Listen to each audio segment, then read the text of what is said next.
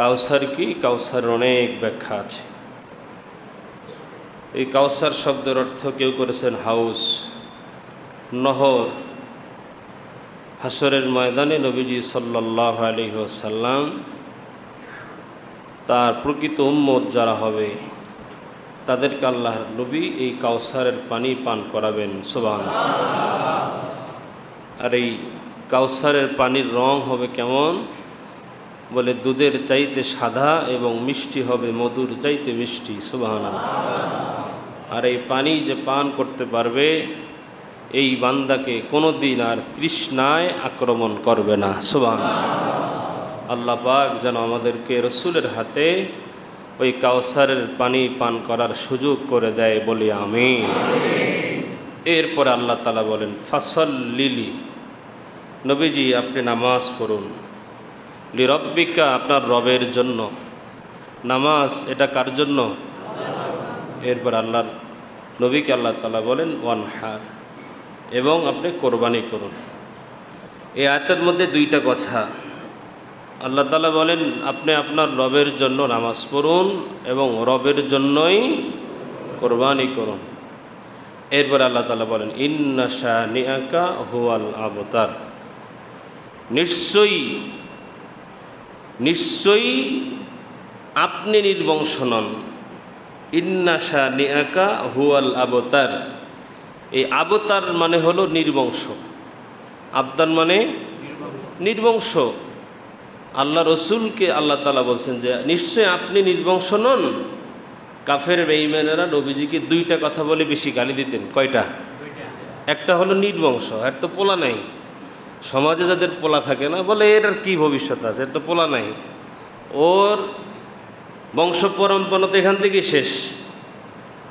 তারা নবীজিকে এই বলে গালি দিতেন যে আব্দুল্লাহর পুত্র মুহাম্মদ তো নির্বংশ। আর একটা গালি দিতেন হলো পাগল বলে। কি বলে? কই তো পাগল, কখন কি বলে তার কোনো ঠিক নাই। নাউজুবিল্লাহ। আল্লাহ পাক এই দুইটা কথার জবাব কোরআনুল কারীমের মধ্যে সূরা নাজিল করে নবীজিকে জানিয়ে দিয়েছেন। সুবহানাল্লাহ। এই সূরা কাউসারের মধ্যেই আল্লাহ তাআলা নবীজিকে বলেন ইন্না শানিআকা হুয়াল আবতার, আপনি তো কশ্চিনকালও কি নন, নির্বংশ নন, বরঞ্চ যারা আপনাকে নির্বংশ বলে ওরাই নির্বংশ। কারণ যারা জালেম, যুগে যুগে আল্লাহ পাক রব্বুল আলামিন ওদের বংশকে নির্বংশ বানিয়ে দিয়েছেন, যাদের অস্তিত্ব পৃথিবীর জমিনে নাই। ঠিক না বলে? আল্লাহ তাআলা বলেন আপনার সন্তান নাই, সমস্যা নাই, আপনার মেয়ের মাধ্যমেই আমি আপনার বংশ পরম্পরা কিয়ামত পর্যন্ত পৃথিবীতে জারি রাখবো। আপনার নাম স্বর্ণ অক্ষরে ইতিহাসের পাতায় আমি আল্লাহ লিখে রাখার ব্যবস্থা করব। সুবহানাল্লাহ। নবীজির সন্তান নাই, কিন্তু নবীজির নাম নেওয়ার মতো লোক নাই। আর অথচ যারা নবীজিকে নির্বংশ বলতো তাদের সন্তান ছিল, বংশ ছিল, ক্ষমতা ছিল, আধিপত্য ছিল, সব ছিল, কিন্তু তাদের বংশের নাম নিশানা এখন আর পৃথিবীতে নাই। ঠিক না বলে? এই জন্য যারা জালেম এদের ধ্বংস অনিবার্য, এটা বলেছেন কে? আল্লাহ সূরা কাউসারের মধ্যেই নবীজিকে বলছেন যে আপনি কশ্চিনকালও নির্বংশ নন। আর একটা গালি দিত পাগল বলে। কি বলে? আল্লাহ পাক রব্বুল আলামিন বলেন নুন ওয়াল কলামি ওয়া মা ইয়াসতুরুন মা আনতা বিনিআমাতি রাব্বিকা বিমাজনুন। দুনিয়ার মুসলমান ইমানদার আল্লাহর গোলাম, কাফের বেঈমানরা নবীজিকে পাগল বলে গালি তো আল্লাহ পাক রব্বুল আলামিন নবীজিকে ডাক দে বলেন নুন ওয়াল কলামি ওয়া মা ইয়াসতুরুন, শপথ ওয়াল কলামি ওয়া মা ইয়াসতুরুন, কলমের। কিসের? আল্লাহ পাক রব্বুল আলামিন বলেন দোস্ত আমার কলমের কসম, এবং ওই কলম দিয়া যা লেখা হয়েছে তার কসম। কোন কলম? বলে আল্লাহ পাক পৃথিবী সৃষ্টির আগে একটা কলম বানিয়েছিলেন। আউয়ালু মা খালাকাল্লাহুল কলম, পৃথিবীর সৃষ্টির প্রথম সৃষ্টির নাম হলো কলম।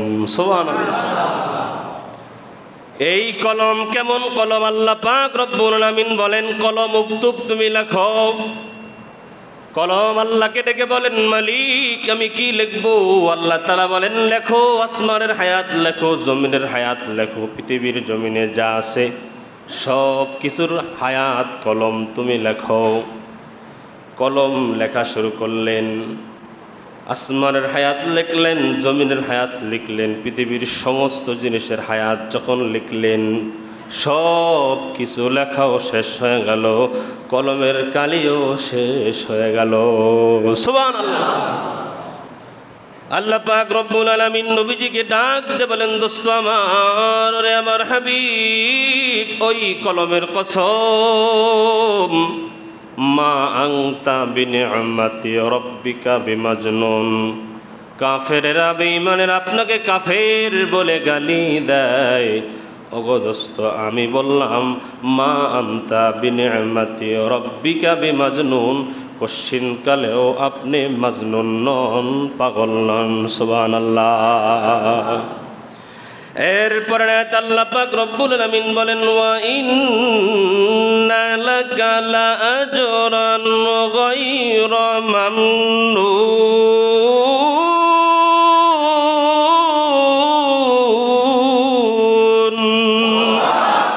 আল্লাহ পাক নবীজিকে ডেকে বলেন, রে আমার হাবিব, তারা আপনাকে পাগল বলে গালি দেয়। এই যে পাগল বলে গালি দেওয়ার কারণে আপনার অন্তরের মধ্যে কষ্ট লাগে, এই কষ্টের বিনিময় আমি আল্লাহ আপনার জন্য রেখেছি মহামূল্যবান পুরস্কার। সুবহানাল্লাহ। তারা আপনাকে গালি দেয়, আপনার অন্তরে তো কষ্ট লাগে, কারণ আপনাকে যখন তারা পাগল বলে আপনার অন্তরে কষ্ট লাগে, আপনাকে যখন তারা নির্বংশ বলে আপনার অন্তরে কষ্ট লাগে। আমি আল্লাহ এই কষ্ট বৃথা যেতে দেব না, হাসরের ময়দানে এর বিনিময়ে আমি আপনাকে অতি মূল্যবান পুরস্কার দিয়া পুরস্কৃত করব। সুবহানাল্লাহ। মাঝে মাঝে দেখবেন ওলামায়ে কেরাম যারা যারা নামাজ পড়ে সহজ সরল, এদেরকে মানুষ পাগল বলে, আছে না? না, কয়েকদিন আগে আমাদের দেশের একজন নেতা বলছিল যে হুজুররা অন্যের বাড়িতে লজিং খায়, বোর্ডিং খায়, দাওয়াত খায়, মানুষ মারা গেলে খায়, ওদের তো কমন সেন্স নাই।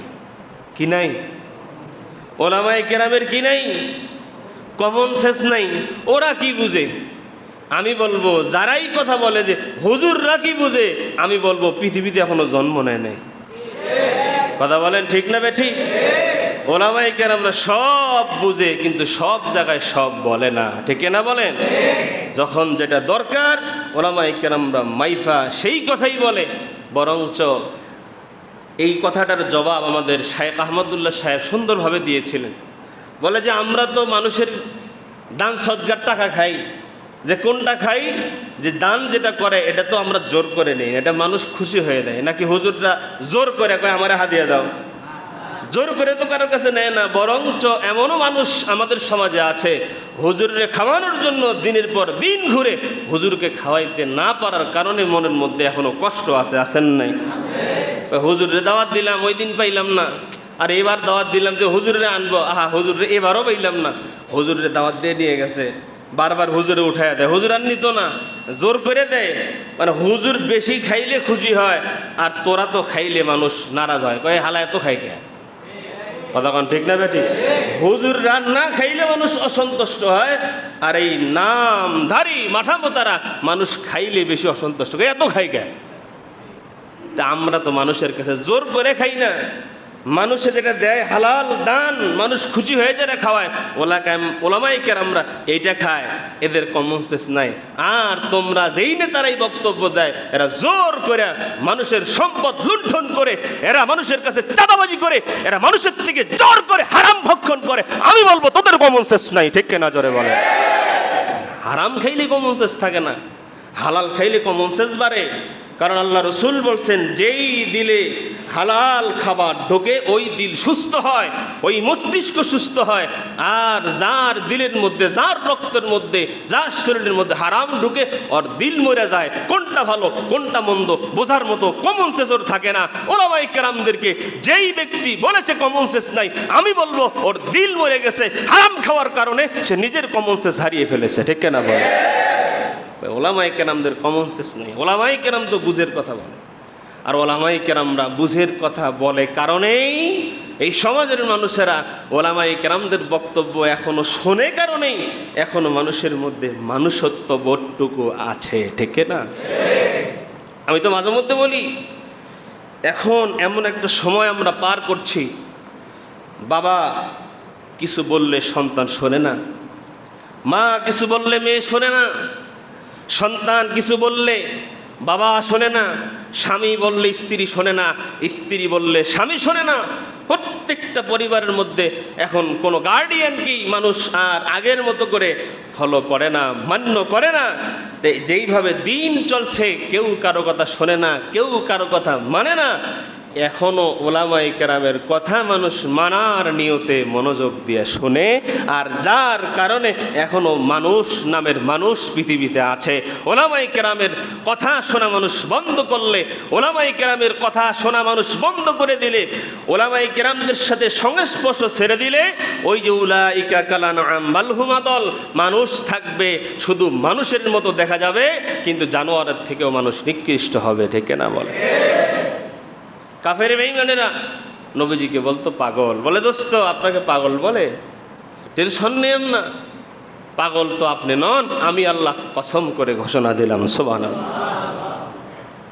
এরপর আল্লাহ পাক রব্বুল আলামিন আরো বলেন, ওয়া ইন্নাকা লাআলা খুলুকিন আযীম। আল্লাহর নবীকে আল্লাহ তাআলা বলেন, ওয়া ইন্নাকা নিশ্চয়ই লাআলা খুলুকিন আযীম। তার আপনাকে পাগল বলে গালি দেয়, আপনি পাগল নন। এই আমার দোস্ত, আপনি তো খুলুক আযীম, মহা চরিত্রের অধিকারী। সুবহানাল্লাহ। আপনি তো মহা চরিত্রের অধিকারী। চরিত্র হলো তিন প্রকার। কয় প্রকার? খুলুকে হাসান, খুলুকে কারিম, খুলুকে আযীম। খুলুকে হাসান, কেউ কাউকে একটা গালি দেয়, সে সহ্য করে, কিছু বলে না। কেউ কাউকে একটা গালি দিল, অথবা আপনি কাউকে একটা থাপ্পড় দিলেন, সে আপনাকে একটা থাপ্পড় দিল, সমান সমান। কি? সমান সমান। আপনাকে একটা ধাক্কা দিছে, আপনি একটা ধাক্কা দিয়েছেন, সমান সমান, বেশি দেন নাই। এটা হলো সমান সমান খুলুকে হাসান। যে সে আর একজনের উপরে বেশি জুলুম করে নাই, সে তাকে যতটুকু দিয়েছে সে বদলা ততটুকুই নিয়েছে। এরপরে হলো খুলুকে কারিম। আপনাকে কেউ একটা দিল, আপনি বললেন যাও, দিছেন তো ঠিক আছে, মাফ করে দিলাম। দুনিয়ার মুসলমান, এটা হলো খুলুকে কারিম। আর খুলুকে আযীম, যেটা নবীজির চরিত্রের বৈশিষ্ট্য ছিল। একজন কাউকে গালি দিয়েছে, থাপ্পড় মেরেছে। ওই যে ঘটনা বলেছিলাম, আল্লাহর নবী সাল্লাল্লাহু আলাইহি ওয়াসাল্লাম রাস্তা দিয়ে যায়, কয়েকদিনের ক্ষুধার্ত নবীজি কাজের সন্ধান করতেছেন। নবীজি কাজের সন্ধান করতেছেন, একজন ইহুদির বাগানের মধ্যে কাজ নিলেন। কাজ নেওয়া হলো 200 চারার মধ্যে, নারিকেলের চারার মধ্যে পানি দেওয়া লাগবে। এই পানি উঠানো লাগবে কূপ থেকে বালতির মধ্যে রশি দিয়া। ও দুনিয়াবাসী, নবীজি ওই রশি দিয়া বালতির মাধ্যমে পানি উঠায়। এই রশিটা ওই কূপের কিনারার লগে ঘষা খাওয়ার কারণে রশিটা চিকন হয়ে গেছে। কিছু চারার মধ্যে নবীজি পানি দিলেন, মাছ পথে গিয়া রশিটা চিকন হওয়ার কারণে বালতিটা ছিঁড়ে কূপের মধ্যে পড়ে যায়।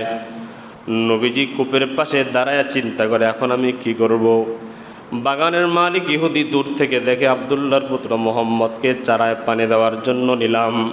সে পানি না দিয়ে কেন দাঁড়া আছে? কাছে গিয়া বলে, আব্দুল্লাহর পুত্র মোহাম্মদ, তোমাকে না আমি নিযুক্ত করলাম চারার মধ্যে পানি দেওয়ার জন্য, তুমি দাঁড়া আছো কেন? নবীজি ডাক দিয়ে বলেন, আমি তো চারার মধ্যে পানি দেওয়ার জন্য পানি উঠাইতেছিলাম, রশি ছিঁড়ে বালতি কূপের মধ্যে পড়ে গেছে। এই কথা বলতে দেরি হয়, এই কাফের ইহুদি নবীজির গালের মধ্যে চর মারতে দেরি করে না। যেই চেহারার মধ্যে আল্লাহ তাআলা মশা মাছি পড়া পর্যন্ত হারাম করে দিয়েছিলেন, ওই চেহারার মধ্যে এই কাফের যখন চর মেরেছে, নবীজি ডাক দিয়ে বলেন, বাগানের মালিক, আপনার বাগানে পানি দেওয়ার জন্য কাজ নিয়েছিলাম, আমি আপনার কাজ সুন্দরভাবে করতে পারি নাই, বরঞ্চ আপনাকে সময় ব্যয় করে আমার কাছে আসিয়া হাত উঠায়া কষ্ট করে আমাকে চর মারতে হয়েছে। আপনি যে আমাকে চর মেরেছেন, আপনি কি হাতের মধ্যে ব্যথা পেয়েছেন নাকি? আল্লাহু আকবার। এই চরিত্রের নাম হলো খুলুকে আযীম বলা চরিত্র। আল্লাহর নবীর এই চরিত্র দেখে বাগানের মালিক কালেমা পড়ে সাথে সাথে নবীজির কাছে মুসলমান হয়ে যায়। নবীজির চরিত্র, নবীজির বৈশিষ্ট্য ছিল এমন। এটা হলো খুলুকে আজিম বলা চরিত্র। কেউ কাউকে থাপ্পড় দিলে সে তো বদলা নেয় না, মাফ তো করে দেয়, বরং উল্টা বলে আপনি মারছেন তো মারার সময় কি আপনার কষ্ট হয়েছে নাকি? আল্লাহু আকবার। নবীজির চরিত্র ছিল এমন, সেই নবীকে তারা নির্বংশ বলে, পাগল বলে গালি দিত। আল্লাহ পাক রব্বুল আলামিন আরো বলেন, ফাসাতুবসিরু ওয়া ইউবসিরুনা বিআইয়িকুমুল মাফতুন।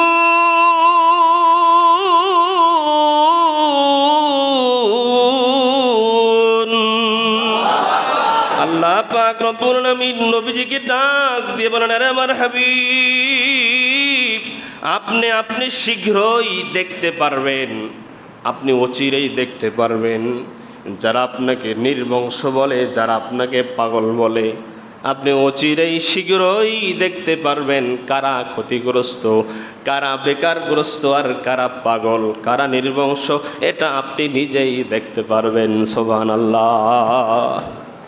দুনিয়ার মুসলমান ইমানদার আল্লাহর গোলামেরা, আল্লাহ পাক রব্বুল আলামিন বলেন, ইন্না আতাইনাকাল কাউসার, হে নবী আমি আপনাকে কাউসার দান করেছি, ফাসাল্লি লিরাব্বিকা ওয়ানহার, অতএব আপনি আপনার রবের জন্য নামাজ পড়ুন, কোরবানি করুন। নামাজ আমরা সব সময় পড়ব, 5 ওয়াক্ত পড়ব ইনশাআল্লাহ। সামনে আসতেছে কোরবানির আমল। কোরবানি যাদের উপরে ওয়াজিব, আমরা অবশ্যই কোরবানির এই ওয়াজিব এটা আমরা আদায় করব ইনশাআল্লাহ। যে কোরবানি যে আমরা দিব গোস্ত খাওয়ার নিয়তে নাকি লিওয়াজহিল্লাহ, আল্লাহকে খুশি করার জন্য? প্রত্যেকটা ইবাদত হতে হবে আল্লাহকে খুশি করার জন্য। আল্লাহ পাক রব্বুল আলামিন কুরআনুল কারীমের অন্য জায়গার মধ্যে বলেন, হে নবী আপনি দুনিয়ার মানুষদেরকে জানায়া দেন, কুল ইন্না সালাতি ওয়া নুসুকি ওয়া মাহইয়ায়া ওয়া মামাতি লিল্লাহি রাব্বিল আলামিন। আল্লাহ পাক রব্বুল আলামিন বলেন, হে নবী দুনিয়ার মানুষদেরকে জানিয়ে দেন, ইন্না সালাতি আমার নামাজ, ইন্না সালাতি ওয়া নুসুকি এবং আমার কোরবানি, আমি যে নামাজ পড়ি এটাও আল্লাহর জন্য, আমি যে কোরবানি করব এটাও আল্লাহর জন্য, ওয়া মাহইয়ায়া আমার জীবন যেটা মালিক আমাকে দান করেছেন এটাও আমার আল্লাহর জন্য, ওয়া মাহইয়ায়া ওয়া মামাতি এবং আমার মৃত্যু, আমার জীবন আল্লাহর জন্য, আমার মৃত্যু আল্লাহর জন্য। জীবন যদি দিতে হয় আল্লাহর জন্য দিব, জীবন যদি দিতে হয় আল্লাহর পথে দিব, জীবন যদি দিতে হয় আল্লাহর কোরআনের জন্য দিব, জীবন যদি দিতে হয় নবীর ইজ্জত রক্ষায় দিব। কারণ মরতে একদিন হবেই, একদিন আগে একদিন পিছে। মরণ থেকে পালায়া বাঁচার কোনো সুযোগ কারো কাছে নাই। কেউ মরণ থেকে পালায়া বাঁচতে পারবে না, হাজার চেষ্টা করলেও মরণ থেকে পালানোর কোনো সুযোগ নাই। মাইকেল জ্যাকসনের নাম আমরা সবাই শুনেছি।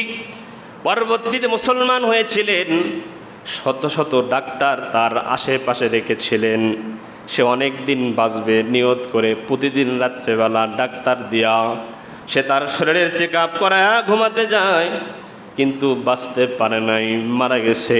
পৃথিবীর ইতিহাসে অনেক বড় বড় টাকাওয়ালা পয়সাওয়ালারা দুনিয়ার হায়াত বেশি করানোর জন্য চেষ্টা করেছে। মাঝে মধ্যে দেখবেন ভিডিওর মধ্যে আছে, রিসার্চ করতেছে বিজ্ঞানীরা। রিসার্চ কি রিসার্চ বলে? মৃত মানুষের শরীরের মধ্যে জীবন দেওয়ার রিসার্চ তারা করতেছে। রিসার্চ করতেছে আজকে 200 বছর, যে রিসার্চ শুরু করে সে মারা যায়, আর একজন আসে রিসার্চ করে সে মারা যায়। কিয়ামত পর্যন্ত রিসার্চ করতে থাকবে, আর তারা রিসার্চ করে করে দুনিয়ার থেকে বিদায় হবে। এই রিসার্চ কোনোদিন সফল হবে না, ঠিক কিনা বলেন? অনেক বিজ্ঞানীরা এটা এখন দেখতেছেন, চেষ্টা করে। মাঝে মধ্যে দেখবেন আপনার কাছে ভিডিও আসবে যে মৃত মানুষের শরীরে জীবন দেওয়ার চেষ্টা তারা করছে। আসলে মৃত মানুষের শরীরে জীবন দেওয়ার চেষ্টা এটা একটা বৃথা চেষ্টা। এই চেষ্টায় কোনোদিন মানুষ সফল হতে পারেনি, কিয়ামত পর্যন্ত পারবে। তাহলে ভাই আসুন, এই যে আমাদের কোরবানির আমল, এটা আমরা করব একমাত্র আল্লাহকে রাজি এবং খুশি করার জন্য। আল্লাহ পাক যেন আমাদেরকে সেইভাবেই কোরবানিটা করার তৌফিক দান করেন, বলেন আমিন।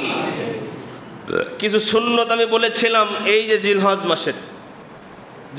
মাসের এই 10 দিনের কিছু সুন্নত, এর মধ্যে রোজার আমলের কথা বলেছিলাম। আমাদের শরীরের অবাঞ্ছিত লোমগুলো আমরা আজকে তো 2 তারিখ, এখন যারা কোরবানি দিবেন রেখে দেন, ইনশাল্লাহ ঈদের পরে আপনারা এগুলো আবার কাটবেন। এখন আসেন, আমাদের ঈদের দিনের জন্য কিছু সুন্নত পালনীয় আছে, কিছু করণীয় আছে।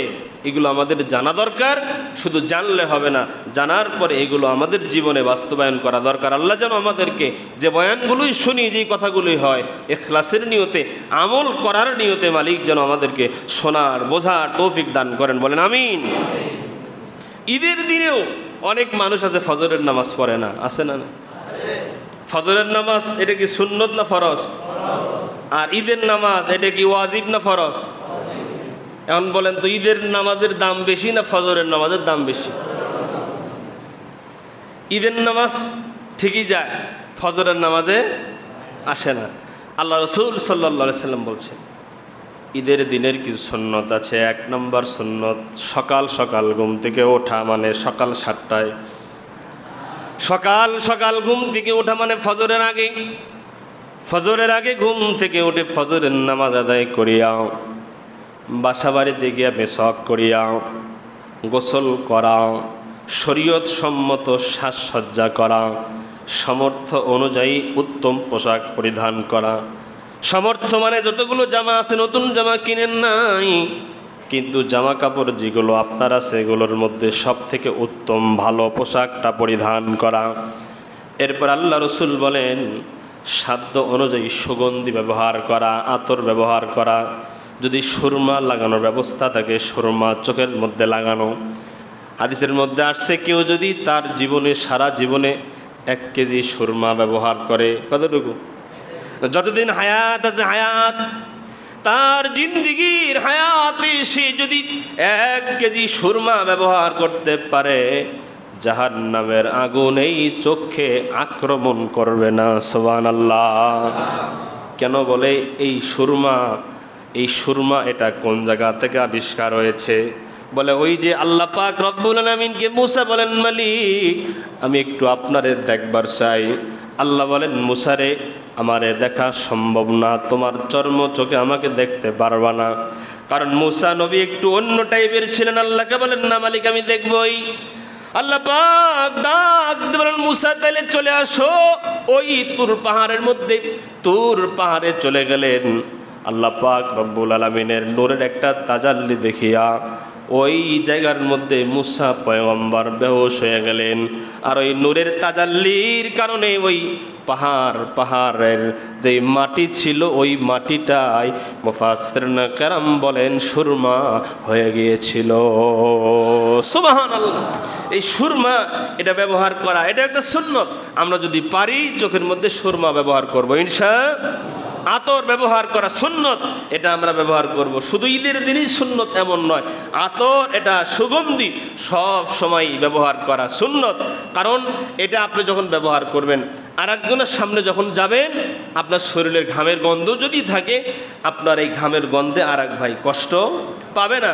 আপনার পাশ থেকেই সুগন্ধির স্মেল যখন আসবে, তখন সেও কি একটা তৃপ্তি পাবে, তারও আনন্দ লাগবে। আর আপনি আসছেন, শরীর ঘেমে গেছে, এখন যদি দুর্গন্ধ আসে তাহলে আপনার প্রতি একটা অরুচি কাজ করবে মনের মধ্যে। এই জন্য নবী সাল্লাল্লাহু আলাইহি ওয়াসাল্লাম বলছেন যে সুগন্ধি আতর এটা ব্যবহার করা আমি রসুলের পক্ষ থেকে সুন্নত, সম্ভব হলে আমরা আতর ব্যবহার করব, এটাও রসুলের সুন্নত। কারণ প্রত্যেকটা সুন্নতেরই দাম আল্লাহর কাছে আছে না নাই?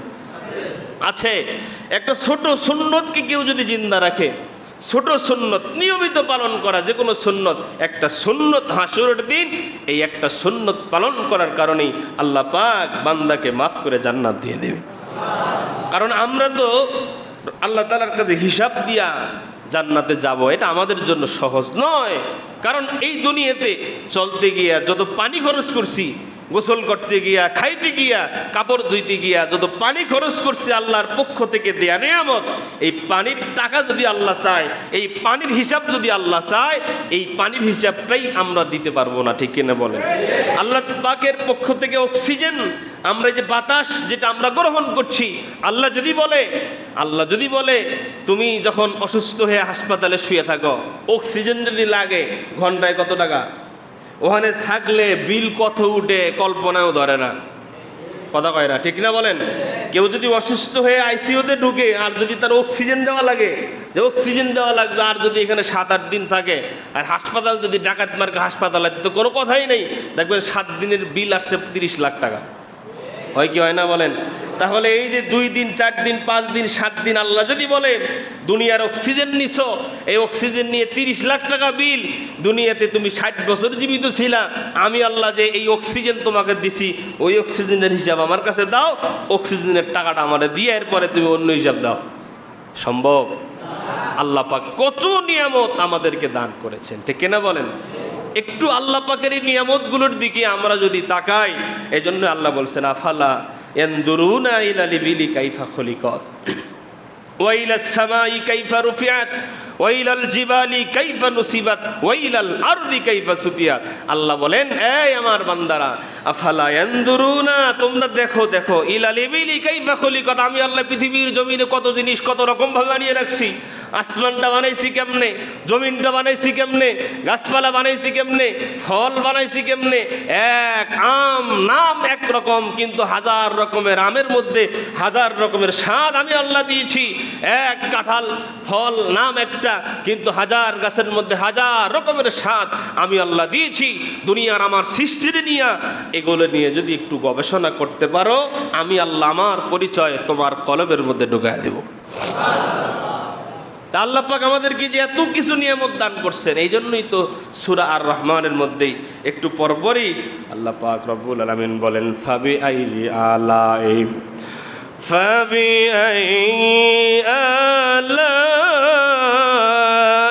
রাব্বিকুমা তুকাল্লিবান।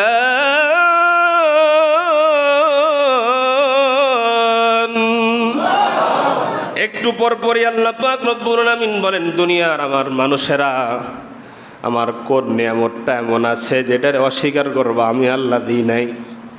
কোন নিয়ামত আছে যেটার অস্বীকার করবা আমি আল্লাহ এত নিয়ামত দিছি? পদে পদে পদে পদে ক্ষণে ক্ষণে সেকেন্ডে সেকেন্ডে তোমরা আমি আল্লাহর নিয়ামত ভোগ করো, কিন্তু অথচ আমি আল্লাহর এত নিয়ামত পাওয়ার পরেও আমার গোলামেরা আমি আল্লাহর নিয়ামতের শুকরিয়া আদায় করে না, ঠিক না? যে আল্লাহ এত নিয়ামত আমাদেরকে দান করেছেন, নিয়ামত অফুরন্ত, আল্লাহর এত নিয়ামত আমরা ভোগ করছি, কিন্তু আমরা নিয়ামতের শুকরিয়া আদায় করছি না, ঠিক না বলেন? এজন্য ভাই আসেন, আল্লাহ পাকের এই নিয়ামতগুলোকে নিয়ে আমরা একটু মাঝে মধ্যে ভাববো, একটু চিন্তা করব। আমরা আল্লাহর কাছে হাসরের দিনে কোনো একটা নিয়ামত যেটা ভোগ করছি হিসাব দিয়া আল্লাহ পাকের জান্নাতে আমরা যেতে পারবো। এজন্য আসুন আমরা রসুলের সুন্নত তরিকায় আমরা আমাদের জীবনটাকে আমরা পরিচালনা করার জন্য চেষ্টা করব ইনশাআল্লাহ। এরপরে আসেন সামর্থ্য অনুযায়ী সুগন্ধি ব্যবহার করা সুন্নত, সামর্থ্য অনুযায়ী আমরা সুগন্ধি ব্যবহার করব ইনশাআল্লাহ। ঈদুল ফিতরে, যেটা রমজানের পরের ঈদ, ওই ঈদে সকালবেলা কিছু খেয়ে ঈদ গেহে যাওয়া সুন্নত। আর ঈদুল আজহা কোরবানির ঈদে সকালবেলা যারা কোরবানি করব কিছু না খেয়ে ঈদ গেহে যাওয়া সুন্নত। সুন্নত হলো যে এসে কোরবানির পশু জবাই করে এই পশুর গোস্ত দিয়ে খাবার খাওয়া। সুবহানাল্লাহ। আল্লাহ রসুল বলেন, এই যে কোরবানি যে আমরা করি, এই কোরবানির যেই মূল বিষয়, মূল থিওরি যেটা, এটা তো আমরা করি কার জন্য? আগের জামানায় কোরবানি সিস্টেম ছিল, কোরবানির পশু, কোরবানির বস্তু পাহাড়ের উপরে রেখে আসা হতো। যার কোরবানি কবুল হতো তার জন্তুটাকে পুড়িয়ে আল্লাহ তাআলা ভস্ম করে দিতেন। তাহলে এখন যদি এই জামানায় এরকম সিস্টেম থাকতো, আর আমরা একটা মাঠের মধ্যে অথবা পাহাড়ের উপরে যে কোনো উঁচা জায়গার মধ্যে আমরা গরু রেখে আসতাম স্বাভাবিক নিয়মে, আর যারটা কবুল হতো তারটা কি হয়ে যেত? পুড়ে যেত। তো গোস্ত খাওয়া হইতো? তো গোস্ত খাওয়া তো হতো না। রাসূল সাল্লাল্লাহু আলাইহি ওয়াসাল্লাম বলেন যে এই যে কোরবানির যেটা আমরা করি, এটা তো আল্লাহর জন্য করি। এই যে কোরবানির গোস্ত যেটা, এটা তো আল্লাহর জন্য করেছিলাম, আল্লাহর হক এটা। আল্লাহ তো গোস্ত খায় না, আল্লাহ তো খান না, আল্লাহ পান করেন না।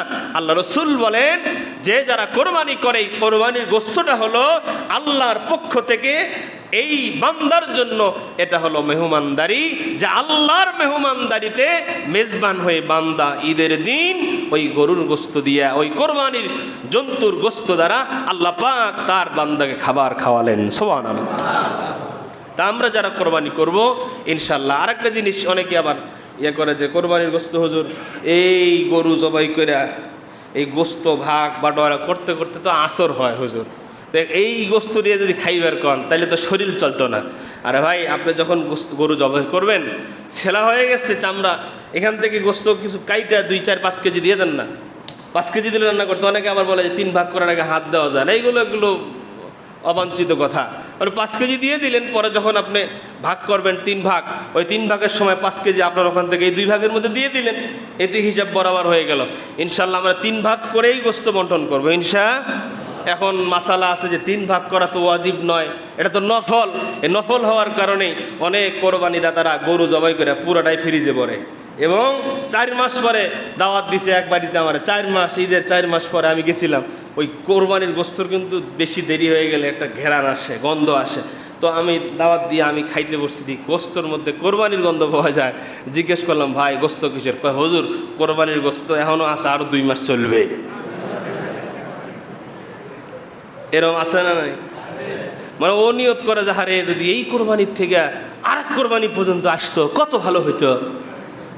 তো এটা আমরা করব না ভাই, এটা তো আমরা আল্লাহর জন্য করেছিলাম। গরিব দুঃখী অসহায় মানুষ যারা, এখন তো বর্তমানে গোস্তের দাম অনেক বেশি, নিজেরাও খাবো, আর একজন মানুষ অসহায় যারা আসবে তাদেরকেও আমরা সাধ্য অনুযায়ী দেওয়ার জন্য চেষ্টা করব। অনেক ফকির অসহায় মানুষ দূর দূরান্ত থেকে আসে, কয় আর কত দিব, আর কত দিব ভাই? আপনার আছে জন্যই তো আপনার কাছে ঈদের সময় আসে। আপনার কাছে যদি না থাকতো ঈদের সময় আসতো না। আমি বলবো আপনি দেন, আপনাকে আল্লাহ সামর্থ্য দিয়েছেন, প্রয়োজনে 2টা গরুর জায়গায় আরও একটা গরু জবাই করে গরিব দুঃখী মানুষ যারা আসবে কাউকে না ফিরাইয়া সবাইকে কিছু কিছু দান করেন, দেখবেন আল্লাহ পাক অন্য দিক দিয়া আপনার উপার্জনের মধ্যে আল্লাহ বরকত দান করবেন। ঠিক কিনা বলেন? গরিব দুঃখী অসহায় মানুষ সারা জীবনে আসে না, ওই ঈদের দিনই আসে। এত মানুষ কেন আসে? বলে একটু আশা নিয়ে আপনার কাছে হাত বাড়ায়। সবার কাছে সকল মানুষ হাত বাড়ায় না, যার আছে, যার কাছে আশা রাখে তার কাছেই তো হাত বাড়ায়। এজন্যই নবীজি বলছেন যে হাত বাড়ায় এই হাতের থেকে যেই হাত উপর করে ওই হাত উত্তম। এই হাত বাড়ানোর চেষ্টা করি, কারণ যেই হাত উপরে থাকে এই হাত আল্লাহ পাক জান্নাতে প্রবেশ করাবেন। সুবহানাল্লাহ। এখন বলেন তো, যদি হাত জান্নাতে যায় বডি যাইতো না?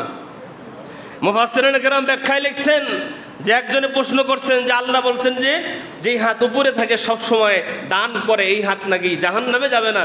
তা প্রশ্ন করছেন যে হাত যদি জান্নাতে যায় তা আর বডি যাবে কোন জায়গা? ব্যাখ্যায় লিখছেন হাত যাবে মানে শুধু হাতকে তো আল্লাহ কাইটা জান্নাতে দিবে না, বলছে হাত যাবে মানেই হাতের সঙ্গে পুরা বডি জান্নাতে ঢুকবে। সুবহানাল্লাহ। এজন্য আমরা একটু ওইভাবেই কোরবানি করব ইনশাআল্লাহ। 3 ভাগ করারই চেষ্টা করব, আত্মীয় স্বজনদের জন্য আমরা পাঠিয়ে দিব। কিন্তু আমাদের সমাজের ট্রেডিশন হয়ে গেছে কীরকম, আমি এগুলো নিজের চোখে দেখি, আপনারাও দেখেন। আমি কোরবানি করছি, আমার পাশের ফ্ল্যাটে উনিও কোরবানি করছে, কারণ আমি ওনার কাছে 5 কেজি পাঠাই, উনি আমার কাছে 5 কেজি পাঠায়। যে কোরবানি দিছে আমি তার কাছে 5 কেজি পাঠালাম, এখন চিন্তা করে যে গোস্ত পাঠাইছে, তাহলে হের কাছে যদি আমি না দিই তাহলে তো আমি ছোট হব, তখন হ্যাঁ আবার 5 কেজি নালে 1 কেজি বাড়ায় পাঠায়। তো এইটা তো সিস্টেম না। হ্যাঁ, আত্মীয় স্বজন আপনার আছে, তারা আপনার বাড়িতে দেবে, আপনি তাদের বাড়িতে দেন, সমস্যা নাই। আপনাকে দিছে, আপনি তাকে দিচ্ছেন, এটা সমস্যা, এটা খারাপ, আমি এটা মন্তব্য করছি না। কিন্তু গরিব দুঃখী যে আছে তাদেরকেও আমাদেরকে দিতে হবে। অসহায় মানুষ যারা আসে আমাদের কাছে আসে, যারা আছে, আমরা তাদেরকেও এই কোরবানির গোশত ইনশাল্লাহ দিব। 3 ভাগেই ভাগ করব ইনশাআল্লাহ। আল্লাহ পাক আমাদেরকে তৌফিক দান করেন। এবার আসেন, সকাল সকাল ঈদগাহে যাওয়া, যতটুকু সম্ভব আগে ভাগেই ঈদগাহের নামাজ আদায় করার জন্য যাওয়া। ঈদের নামাজ, এটা ঈদগাহেই পড়ার চেষ্টা করা। কোথায়? ঈদের মাঠে ঈদের নামাজ পড়া উত্তম, এটা সুন্নত। কিন্তু যদি বৃষ্টি আসে, বৃষ্টির কারণে ঈদগাহে নামাজ পড়তে না পারলে মসজিদে আদায় করা, সমস্যা নাই। এরপরে আসেন, যেই রাস্তা দিয়ে আমরা ঈদগাহে যাব, আসার সময় অন্য রাস্তা দিয়ে আসব, এটা সুন্নত। রাসূল সাল্লাল্লাহু আলাইহি সাল্লাম এইভাবেই ঈদগাহে যাইতেন, যে রাস্তা দিয়ে যাইতেন আর এক রাস্তা দিয়ে চলে আসতেন। এবং ঈদগাহে যাওয়ার সময় আমরা পায়ে হেঁটে যাব, মোটরসাইকেল নিয়ে, রিক্সা নিয়ে না।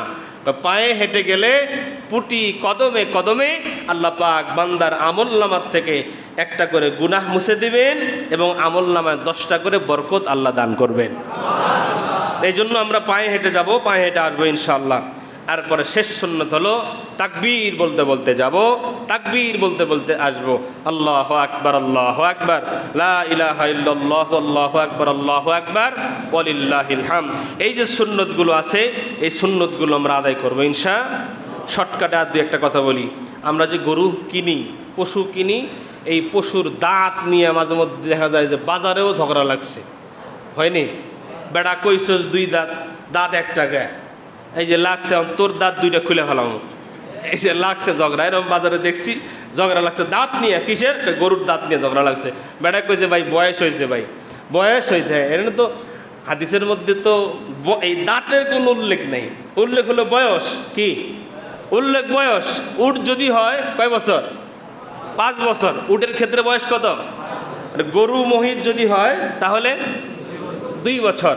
2 বছর যদি বয়স হয়ে যায় তাহলে আপনার কোরবানি আদায় হয়ে যাবে। এখন এক বেটায় গরু নিয়ে আসছে, এখন সেও তো জানে যে আমি যে গরুটা বিক্রি করব, এই গরুটা দিয়ে মানুষ কি করবে? কোরবানি করবে। এখন সে তো আর জেনে শুনে গরুর বয়স হয় নাই, কোরবানি হিসেবে এটা বিক্রি করবে না। যদিও বা কেউ এরকম করে টাকার জন্য, যে ঈদের সময় বিক্রি করলে টাকা বেশি হবে, 2 মাস এখনও বাকি আছে, দূর চালায় দিই, এই চালায়ও যদি দেয়, কিন্তু সে যদি বলে যে 2 বছর হয়েছে, আপনি 2 বছর তার কাছ থেকে শুনেই তো গরু কিনেছেন, আপনি কিনে যদি কোরবানি করেন আপনার কোরবানি ঠিকই আদায় হবে, কোরবানির চুল পরিমাণ কোনো ক্ষতি হবে না। কিন্তু যেই বেটা আপনার কাছে মিথ্যা কথা বলে গরু বিক্রি করছে, যদি গুনাহ হয় সব গুনাহ তার আমলনামায় যাবে। তাহলে কোরবানি গরু পশু কেনার ক্ষেত্রে আমাদের প্রাধান্য দিব আমরা কি? বয়স। কিন্তু দাঁত দেখলে নিশ্চিত বেশি হয়। সবসময় 2 বছরের 2 দাঁত উঠে নাকি দাঁত, আমি এগুলো তো বুঝি না। দাঁত যে পরিপূর্ণভাবে ওঠে এটাও আসলে ওইভাবে উঠে না। ছাগলের ক্ষেত্রে হলো 1 বছর, ছাগল, ভেড়া, দুম্বা এগুলোর ক্ষেত্রে 1 বছর। অনেক সময় দেখা যায় যে বয়স হয়ে গেছে, হ্যাঁ।